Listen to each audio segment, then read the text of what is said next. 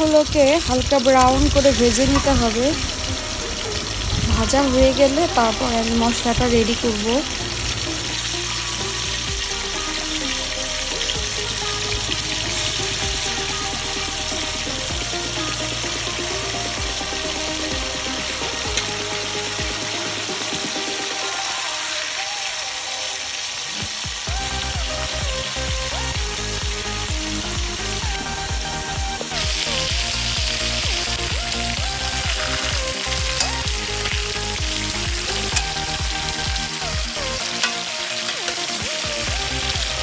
Chicken ভাজার পরে ওই তেলেই আমি পেঁয়াজ বেরেস্তা করব কোরমার জন্য। আমার পেঁয়াজটা ব্রাউন কালার হয়ে গিয়েছে, এখন আমি এটাকে তুলে নিব। আর এটা একটু কালারটা বেশি দেখা যাচ্ছে। আর এখন আমি ব্লেন্ড করা পেঁয়াজ দিয়ে দিলাম।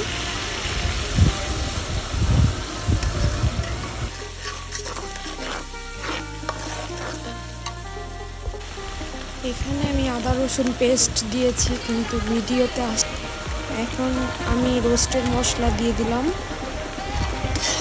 পেস্ট বানানোর জন্য। এখন এটাকে আমি ভালো করে কষিয়ে নেব। পরিমাণ মতো লবণ দিতে হবে আর টমেটো কেচাপ দিতে হবে।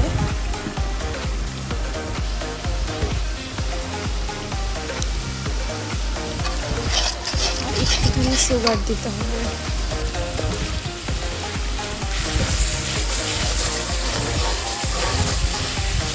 এলাচি, দারচিনি, লবঙ্গ, তেজপাতা যার যেমন পরিমাণ মতো দিয়ে নেবেন। এখন ভালো করে কষানোর জন্য আমি একটু পানি দিয়ে দিচ্ছি।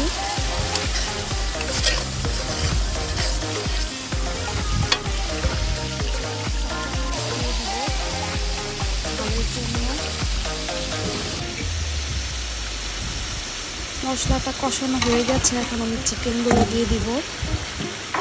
চিকেনটাকে ভালো করে কষিয়ে এর মধ্যে পানি দিয়ে কিছুক্ষণ ঢেকে রাখতে হবে।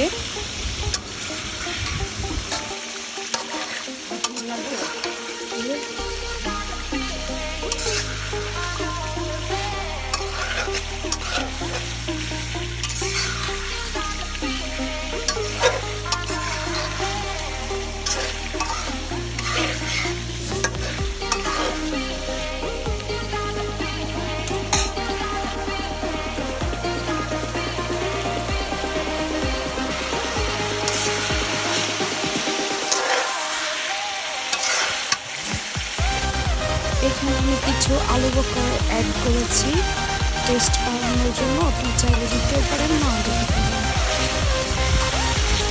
এখন আমি এটা ঠিক ভালোভাবে কষানো শেষ হয়ে গেলে এখানে আমি পানি অ্যাড করে দেব।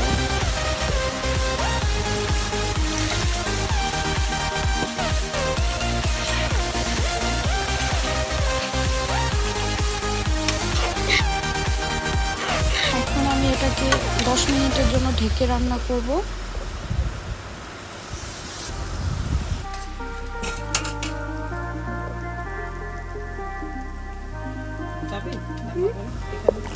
পরিমাণ মতো ঘি দিয়ে দিলাম।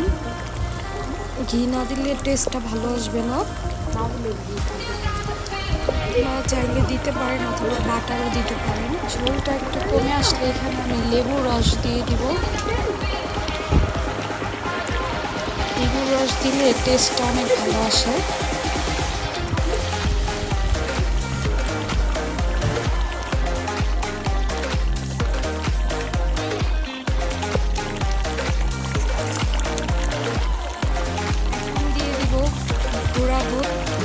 গুঁড়া দুধ দিলে টেস্টটা অনেক ভালো আসে। আপনারা চাইলে নর্মাল মিল্কটাও দিতে পারেন, গায়ের দুধটাও দিতে পারেন।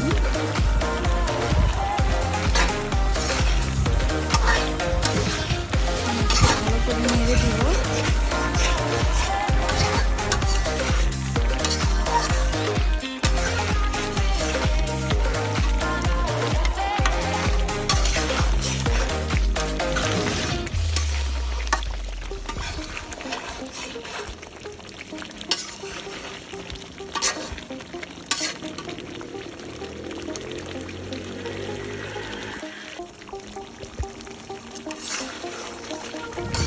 আমার রান্না অলমোস্ট ডান। এখন আমি এখানে পেঁয়াজের ব্রেস্তা দিয়ে নামিয়ে ফেলবো।